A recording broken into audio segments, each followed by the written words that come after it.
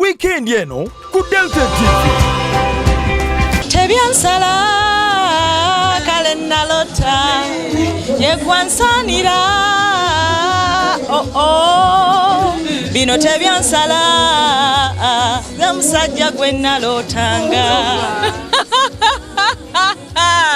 Oye mchala omulungi ennyo gwe bayita Moreen Nansumbi nga yabadde ayimbira omwami omulangira Nakibenge Tadewo chwa. Nayagadde engeri gye basisinkanamu. Omwami namusisinkana mu kwaya.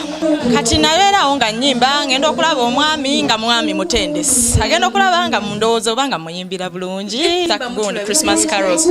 Silent night. Ati bwebadde afuluma ng'ali mu kidaala n'agadde engeri obwedda gy'azinamu amazina omwami byonna ng'abinyumirwa.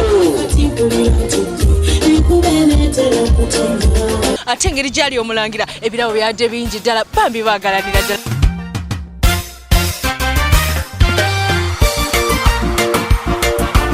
Ati bwe tunavaayo tugende e Masaka tukutuuseko omukyala yayeruka alinga ettungulu nga omukyala oyo ye Mairiam Nakachwa Mukisa nga yabadde agamba omwami we Geoffrey Kawesa nti ranka zonna zizo. Oyo muyita my captain. Hey! My captain.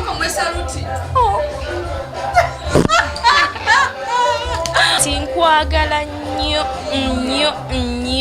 kulwa kino ky'okoze. Because not all men do that. No mami naye namuddamu nga muweereza lave nnyingi nnyo. Muntu wa Katonda atya Katonda. Azaala abaana abalungi oyo. Enkuba yatonye nekiraga nti omukolo gwa mukisa ebirabo byabadde bingi. Ate bulijjo abakyala be basinga osanyukira Delta TV ku luno omwami ye yakonedde mu Delta. Nze mbadde ndowooza akalowoozo ako kawa buli muntu yenna anaabalabye omukolo gwange ku TV nti agende ne Delta TV ye namba 1 mu TV zonna. Okitegedde.